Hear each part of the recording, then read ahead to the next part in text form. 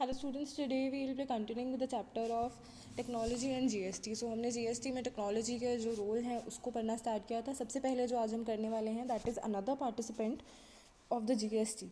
ठीक है, तो यहाँ पे जीएसटी में एक और पार्टिसिपेंट क्या आते हैं, जीएसटी सुविधा प्रोवाइडर्स या फिर जिन्हें हम शॉर्ट फॉर्म में कहते हैं जीएसपीस। ठीक है, इसके अलावा हमने एक और चीज़ पढ़ी थी कि कुछ एप्लीकेशन सर्विस प्रोवाइडर्स भी आते हैं जिन्हें हम कहते हैं एएसपीस। तो आज हम इन दोनों को कवर करने वाले हैं।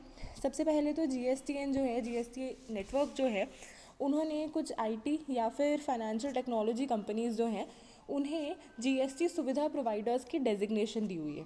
अब ये सुविधा प्रोवाइडर्स क्या करते हैं, ये बेसिकली सुविधा का मतलब क्या होता है, हेल्प। ठीक है, तो यहाँ पे जीएसटी को यूज़ करने में हेल्प प्रोवाइड करते हैं। अब ये हेल्प किस फॉर्म में होती है, हेल्प होती है यहाँ पे एप्लीकेशंस के फॉर्म में। अब ये क्या करते हैं, यहाँ पे टैक्स पेयर्स को जीएसटीएन में जब काम करना होता है तो वो क्या करते हैं, कुछ ऐप्स के थ्रू काम करते हैं। वो ऐप्स कौन बनाता है, कौन डेवलप करता है, जीएसपीज डेवलप करते हैं।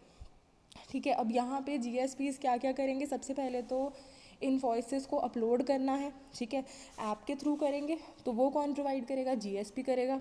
ठीक है, टैक्स पेयर्स को इनवॉइस अपलोड करनी है, जीएसपीज के थ्रू करेंगे। रिटर्न फाइल करनी है, वो भी जीएसपीज के थ्रू करेंगे। इसके अलावा जितनी भी जीएसटी से रिलेटेड सर्विसेज हैं उन सबको यही प्रोवाइड करते हैं। ठीक है, इसके बाद जीएसपीज जो हैं वो अकेले खुद काम करेंगे सारा का सारा, वो ज़रूरी नहीं है। यहाँ पे कई बार जो जीएसपीज होते हैं वो अपने एप्लीकेशन सर्विस प्रोवाइडर्स जो होते हैं उनकी हेल्प लेते हैं, उनकी सर्विसेज अवेल करते हैं। तो ये क्या करेंगे, यहाँ पे टैक्स पेयर्स और जीएसपीज जो हैं उनके बीच में एक लिंक बन जाते हैं, कौन, एएसपीज।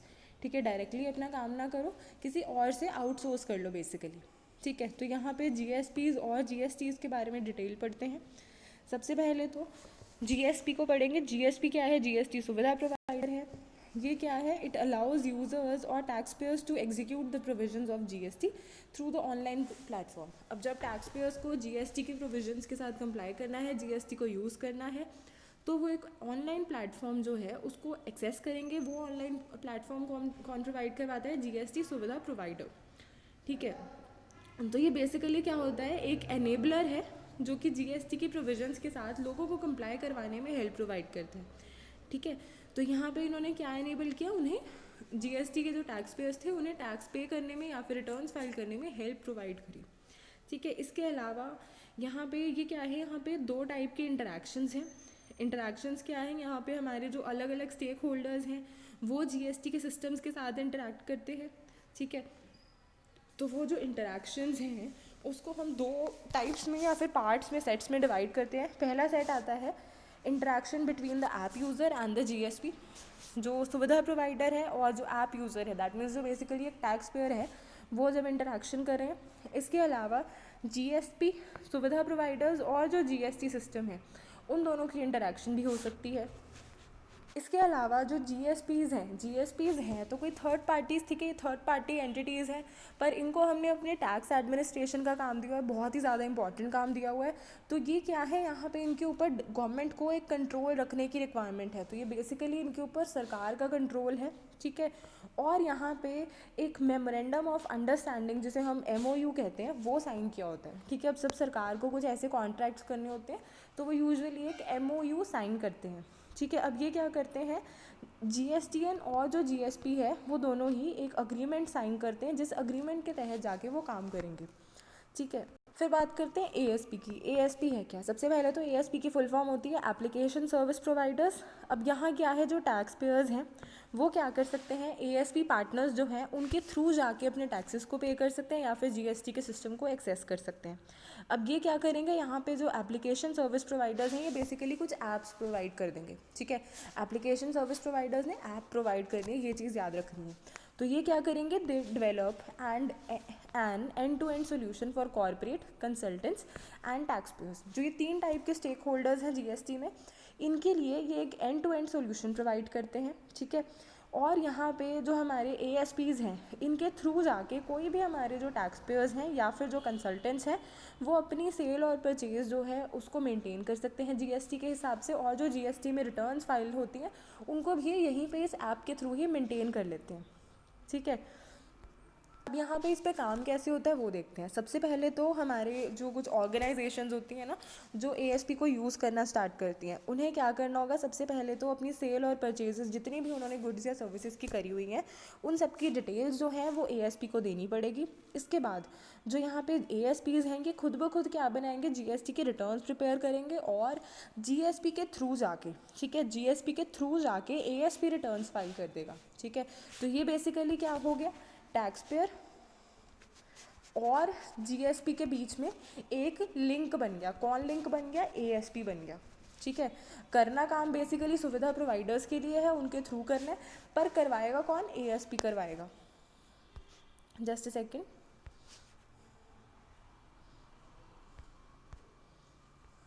इसके अलावा इनकी अगर मैं बात करूं तो ये दोनों ही जीएसपीज़ और एएसपीज़ क्या हैं, कुछ ऐप्स प्रोवाइड करती हैं। अब ये जो ऐप्स हैं इन्हें हम कहते हैं third party application. Third party application का मतलब है कि ना तो ये गवर्नमेंट की ऐप है, ठीक है, ना तो ये गवर्नमेंट की ऐप है, ना ही ये हमारे टैक्स पेयर्स की ऐप है। ठीक है, टैक्स पेयर्स की तो वैसे कोई ऐप ही नहीं होगी, तो ये क्या है, एक थर्ड पार्टी ऐप है। थर्ड पार्टी ने इस ऐप को डेवलप किया हुआ है। अब यहाँ पे ये थर्ड पार्टी ऐप है तो फ्री में तो ये काम नहीं करने वाले हैं, तो यहाँ पे ये टैक्स पेयर से थोड़ा बहुत पैसे जो हैं वो चार्ज करने वाले हैं। दैट मीन्स थोड़ी बहुत अपनी कॉस्ट टैक्स पेयर से रिकवर करेंगे। ठीक है, इसके अलावा यहाँ पे अगर ये कॉस्ट भी ले रहे हैं, कुछ खर्चा भी ले रहे हैं, एक्सपेंसेस इन पे हो रहे हैं, तो ये फ़ायदेमंद क्यों है, फ़ायदेमंद इसलिए है क्योंकि यहाँ पे जो पेपर वर्क है वो बहुत ज़्यादा कम हो जाता है और आपका जितना भी डेटा है वो ऑटोमेटिकली आप एक ऐप के थ्रू जाके जीएसटी सिस्टम में फीड कर सकते हो। ठीक है, अदरवाइज़ आपको क्या करना पड़ना था, खुद करते आप काम प्लेटफॉर्म पे जाके। अब यहाँ क्या हो रहा है, आप किसी ऐप के थ्रू काम कर रहे हो। अब ऐप्स पे यूजुअली आप देखते हो कि काम बहुत ज़्यादा कन्वीनियंट होता है, तो ये क्या हो गया, यहाँ पे आपका काम ईजी हो गया। ठीक है, इसके अलावा कई बार हमारे जो लोग होते हैं, जो टैक्स पेयर्स होते हैं, वो बहुत ज़्यादा जीएसटी के मामले में नॉलेजेबल नहीं होते हैं। उनको ये नहीं पता होता है कि रिटर्न्स कैसे फाइल करनी है, उन्हें नहीं आती है। तो यहाँ पे ये क्या कर सकते हैं, किसी ऐप के थ्रू जाके अपनी ट्रांजैक्शंस कर सकते हैं। ठीक है, तो वो थोड़ी ज़्यादा कन्वीनियंट है उसके लिए, उनके लिए। ठीक है, और प्लस यहाँ पे जो रिटर्न्स वगैरह की कैलकुलेशन है ये भी ऑटोमेटिक होती है, ऐप अपने आप कर देती है। बहुत सारी आपने ऐप्स देखी होंगी, बड़ी कस्टमाइज सी ऐप्स होती हैं, आपके अपने हिसाब से आप जो ऐप है वो अपने आप ही आपको कुछ ना कुछ सही चीज़ बता देगी। ठीक है, आपको लगेगा कि इस ऐप ने तो बिल्कुल एक ह्यूमन जैसा काम किया है। तो यहाँ पे ऐप भी एक बहुत अच्छा फीचर लेके आई है जीएसटी में। इसके बाद बात करते हैं कि यहाँ पे जो जीएसपीज़ और एएसपीज़ हैं वो क्या क्या फैसिलिटीज़ प्रोवाइड करवाते हैं। सबसे पहले तो GSP and ASPs thus provide much needed support to tax payers in the IT ecosystem for GST. अब जो आईटी इकोसिस्टम है उसमें जो टैक्स पेयर्स को अलग अलग लोगों को सपोर्ट चाहिए है, वो सपोर्ट कौन प्रोवाइड करते हैं, ये दोनों ऐप्स या ऐप प्रोवाइडर्स प्रोवाइड करते हैं। ठीक है, क्योंकि यहाँ पे ये कन्वीनियंट सी ईजी सी चलाने वाली ऐप प्रोवाइड करवा रहे हैं लोगों को। इसके अलावा wide extent of support provided by a GSP may be limited to providing enriched access to the portal. The support provided by ASPs will extend much further and will address most taxpayer compliance difficulties. अब यहाँ पे क्या है, हमारी जो जीएसपीज़ हैं, हमने पढ़ा था कि जीएसपीज़ जो हैं वो कई बार अपना काम जो है वो एएसपीज़ के थ्रू करवाते हैं। एएसपीज़ क्या करते हैं, डायरेक्टली टैक्स पेयर के साथ इंटरेक्ट करते हैं और उसके बाद जाके वो काम जो है वो किसके थ्रू करवा देंगे, जीएसपी के थ्रू करवाएंगे। ठीक है, तो यहाँ पे हमारे जो जीएसपीज़ हैं उनकी जो सर्विसेज हैं किसी टैक्स पेयर के लिए वो बहुत ज़्यादा नहीं होती हैं, काफ़ी हद तक लिमिटेड ही होती हैं। तो यहाँ पे अगर हमने किसी टैक्स पेयर को ईजी एक्सेस देना है या फिर उसको कन्वीनियंस प्रोवाइड करनी है, तो वहाँ पे एएसपीज़ आते हैं, वो ज़्यादा ईजीली सर्विसेज प्रोवाइड कर देते हैं।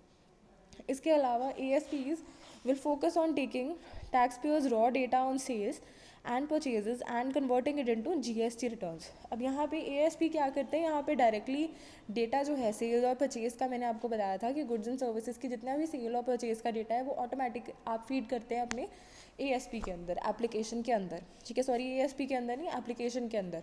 तो यहाँ पे उस थर्ड पार्टी ऐप ने ऑटोमेटिकली क्या कर देना है, यहाँ पे रिटर्न्स फाइल कर देनी है, कैलकुलेशन अपने आप ही कर देगा। इंस्टेड कि अगर आप करते तो आपको प्रॉब्लम आनी थी, कभी गलती भी हो सकती थी, पर जो ऐप है उसका काम तो सारा कंप्यूटराइज है। इसके अलावा एएसपीज़ क्या होते हैं, लिंक होते हैं टैक्स पेयर और जीएसपी के बीच में।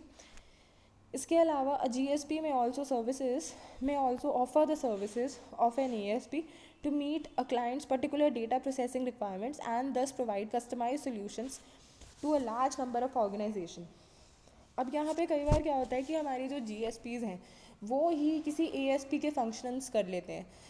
अब हमारी बेसिकली एएसपी का काम क्या है, वो क्या करें, एक तरीके से अपने को जो आउटसोर्स्ड काम है, जो कि एक बेसिकली काम किसका है वैसे, जीएसपी का है, वो काम कौन करने लग जाएगा, यहाँ पे एएसपी करने लग जाएगा जीएसपी के बिहाफ पे। तो कई बार क्या होता है, जो एएसपी की सर्विसेज होती हैं जैसे कि क्लाइंट्स के डेटा को मेंटेन करना, वो सारी सर्विसेज हमारे जीएसपी ही प्रोवाइड कर देते हैं टैक्स पेयर को। इसके बाद अब यहाँ पे जो हमारे टैक्स पेयर्स हैं उनको हम लोग क्लासिफाई करते हैं तीन अलग अलग टाइप्स में। इसके बेस पे हम उनको ट्रीट करते हैं। सबसे पहले तो users with stand alone on network systems that are not connected to the internet. अब कुछ ऐसे यूज़र्स हैं, कुछ ऐसे टैक्स पेयर्स हैं जो कि किसी स्टैंड अलोन डिवाइस पे हैं या फिर किसी नेटवर्क सिस्टम में है जो कि इंटरनेट से कनेक्टेड नहीं है। ठीक है, इसके अलावा अगले आते हैं users with applications with API interfaces such as Tally, SAP, Oracle, Microsoft ERP and many मोर।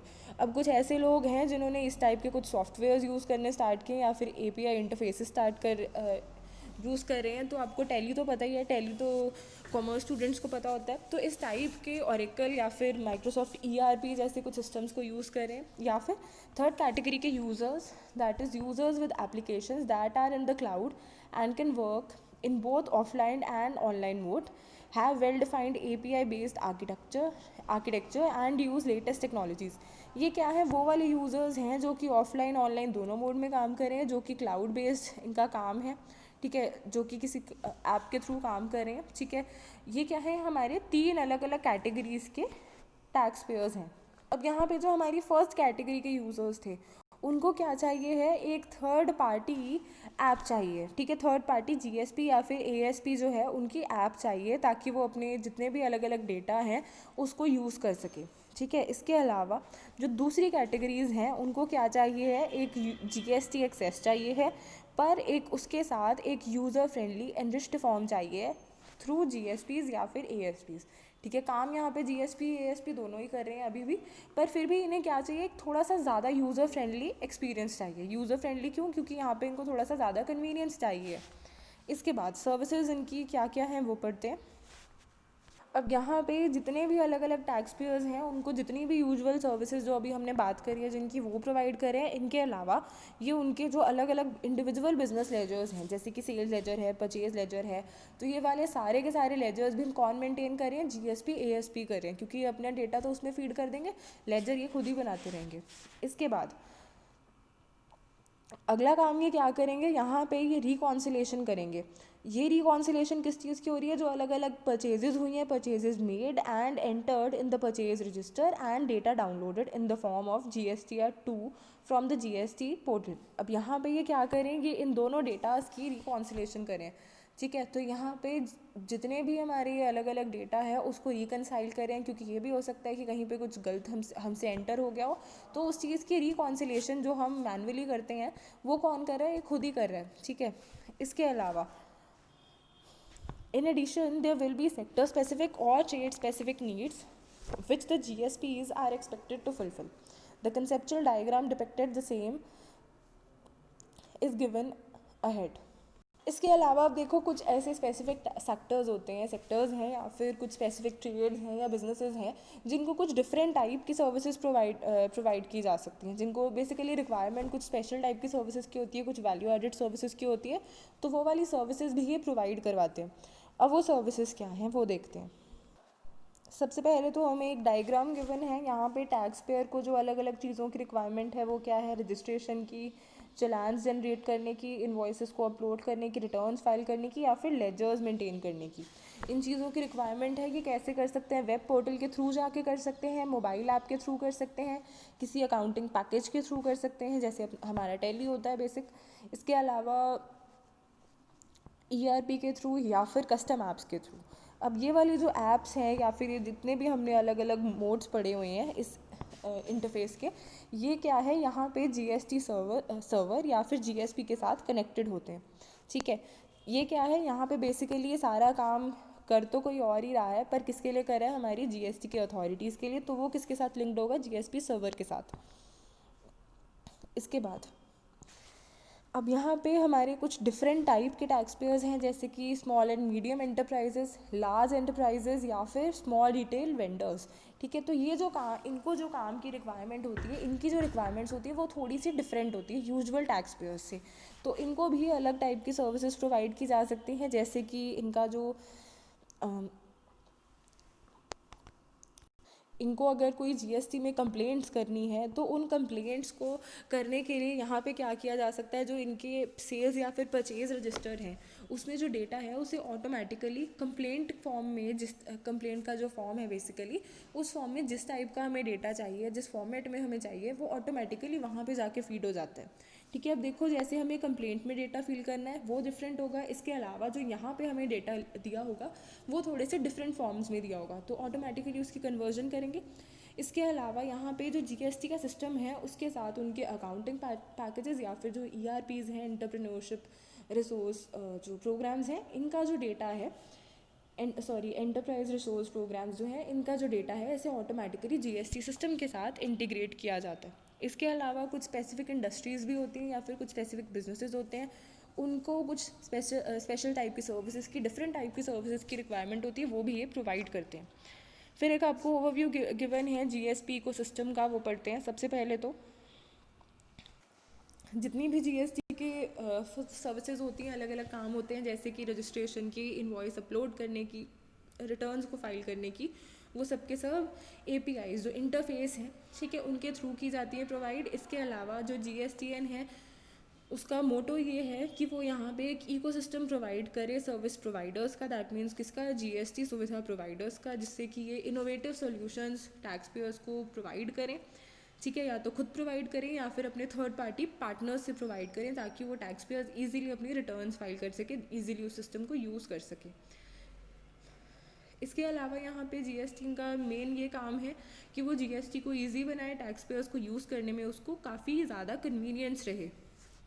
ठीक है, अब यहाँ पे इम्पॉर्टेंट चीज़ ये है कि हमारा जो जीएसटीएन है उसने क्या किया है, कुछ जीएसपीज जो हैं, जो सुविधा प्रोवाइडर्स हैं, उनको फाइनलाइज़ किया है। तो ये सुविधा प्रोवाइडर्स इस टाइम पे हैं 34। जीएसटीएन ने 34 कंपनीज़ को फाइनलाइज़ किया है एज जीएसपी। ठीक है, जो कि यहाँ पे लोगों को हेल्प करेंगे कि वो अपने जीएसटी के एक्सपीरियंस को कैसे इजी बना सके, जीएसटी में रिटर्न्स कैसे इजीली फाइल कर सकें, और या उसे कितनी इजीली यूज़ कर सकते। ठीक है, इसके बाद आता है जीएसटी का कॉमन पोर्टल। जीएसटी के कॉमन पोर्टल का मतलब क्या है, सीधे सीधे जो इलेक्ट्रॉनिक पोर्टल जीएसटी को यूज़ करने के लिए प्रोवाइड किया गया है उसे हम कहते हैं जीएसटी का कॉमन पोर्टल। अब ये कॉमन इसलिए है, सबसे पहले तो पोर्टल का मतलब ही समझ लो। चलो, पोर्टल का मतलब ये है कि वो वाली चीज़ जिसके थ्रू आप किसी और चीज़ को जाके यूज़ कर सकते हो। ठीक है, कोई मीडियम है जिसके थ्रू आप किसी चीज़ को यूज़ कर रहे हो। अब जीएसटी का पोर्टल है, दैट मीन्स जीएसटी के जो सर्विसेज हैं उन्हें यूज़ करना है तो हम एक मीडियम के थ्रू करेंगे, that is known as a GST portal. अब ये पोर्टल क्या है, कॉमन भी है। कॉमन कैसे है कि यहाँ पे जीएसटी से रिलेटेड जितनी भी अलग अलग टाइप की सर्विसेज हैं वो सारी की सारी कहाँ पे होंगी, इसी पोर्टल पे होंगी। अब हमने ये बार बार हम इस पूरी बुक में पढ़ते हैं, through the common portal, through the common portal, अलग अलग सारी सर्विसेज के लिए थ्रू द कॉमन पोर्टल लिखा होता है। दैट मीन्स वो सारे काम किस पे हो रहे हैं, इसी एक ही पोर्टल पे हो रहे हैं। ठीक है, अब ये पोर्टल क्या है, पोर्टल का नाम याद रख लो, www.gst.gov.in। ये क्या है, जीएसटीएन ने एक वेबसाइट बनाई हुई है जो कि गवर्नमेंट ने सेटअप किया हुआ है। ठीक है, ताकि यहाँ पे जो जीएसटी के जो अलग अलग टैक्स पेयर्स हैं उन्हें एक यूनिफॉर्म इंटरफेस प्रोवाइड किया जाए और एक आईटी इंफ्रास्ट्रक्चर बनाया जाए जो कि सेंट्रल और स्टेट गवर्नमेंट्स जो हैं वो दोनों ही शेयर करती हूँ। ठीक है, इसके अलावा जीएसटी पोर्टल को आप नेट पे जाके यूज़ कर सकते हो, क्योंकि ये www लग रहा है, यहाँ पे वर्ल्ड वाइड वेब है, वाइड वेब है। ठीक है, तो यहाँ पे ये क्या है, एक सिंगल कॉमन पोर्टल है। इसके अलावा ये जो पोर्टल है ये लिंक कर रहा है किसको, जितनी भी अलग अलग स्टेट गवर्नमेंट्स हैं उनके टैक्स डिपार्टमेंट को, या फिर जो यूटीज़ के टैक्स डिपार्टमेंट है उनको लिंक कर रहा है। इसके अलावा जो सेंट्रल टैक्स डिपार्टमेंट्स हैं उनको लिंक कर रहा है, टैक्स पेयर्स के साथ, बैंक्स के साथ और बाकी जितने भी स्टेक होल्डर्स हैं उनके साथ। ठीक है, इसके अलावा ये क्या है, एक सिंगल इंटरफेस प्रोवाइड कर रहा है।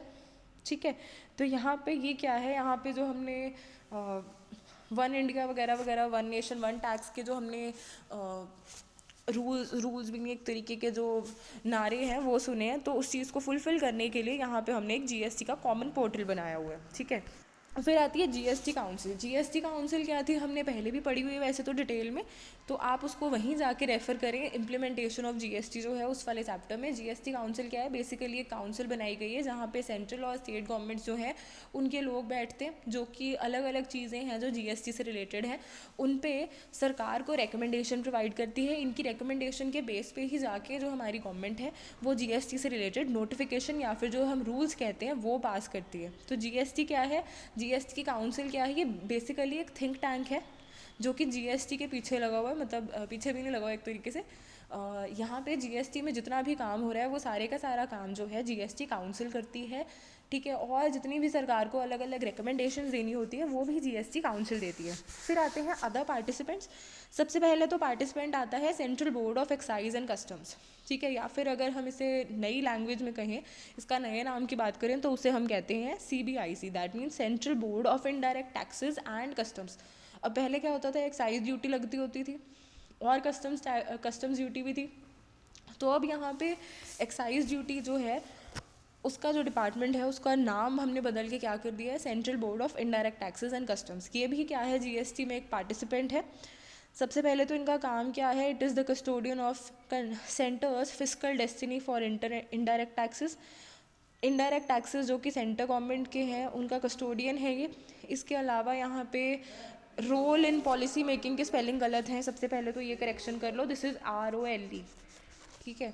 तो यहाँ पे पॉलिसी मेकिंग जो है अलग अलग जो कि इनडायरेक्ट टैक्सेस से रिलेटेड हैं, पॉलिसीज़ या फिर रूल्स या लॉज जो हैं, प्रोसीजर्स, वो यहाँ पे बनाने में कौन हेल्प करता है, सीबीआईसी हेल्प करता है। इसके अलावा जीएसटी या फिर आईजीएसटी, सीजीएसटी या फिर आईजीएसटी लॉ के अंडर ऑडिट है, असेसमेंट है, एंटी इवेजन या फिर एनफोर्समेंट है। उस सारे रूल्स को कौन देखेगा, यहाँ पर सीबीआईसी देखेगा और उनकी इम्प्लीमेंटेशन भी यही करेंगे। इसके अलावा एक्साइज ड्यूटी जो है वो कुछ स्पेसिफिक प्रोडक्ट्स पे अभी भी बची हुई है। मैक्सिमम तो हम कहें अगर कि एक्साइज ड्यूटी ख़त्म ही हो चुकी है, पर कुछ स्पेसिफिक ऐसे प्रोडक्ट्स हैं जिन पे अभी भी एक्साइज लग रही है, ठीक है, जैसे अपने पेट्रोल वगैरह इन सब पे एक्साइज लग रही है। तो ये वाला जो एक्साइज वाले प्रोडक्ट्स हैं उनकी भी एडमिनिस्ट्रेशन इन्होंने ही करनी है, क्योंकि एक्साइज भी क्या है, एक इनडायरेक्ट टैक्स है। इसके अलावा जब आप इंडिया के अंदर बाहर इंपोर्ट एक्सपोर्ट करते हो, कुछ सामान लेके आते हो या भेजते हो, तो उस पर कुछ कस्टम्स ड्यूटीज़ लगती थी, ठीक है, तो वो अभी भी लग रही हैं। तो उन कस्टम्स की एडमिनिस्ट्रेशन जो है वो भी यही करते हैं। इसके अलावा सीबीएसई क्या करती है, यहाँ पे लिंकेजेस बनाती है जीएसटी सिस्टम और जीएसटीएन के बीच में। और यहाँ पे सेंट्रल और स्टेट गवर्नमेंट जो है इनके जितने भी टैक्स से रिलेटेड ऑफिशियल्स हैं जो टैक्स एडमिनिस्ट्रेशन कर रहे हैं उनके ऑफिशियल्स को ट्रेन भी यही करते हैं।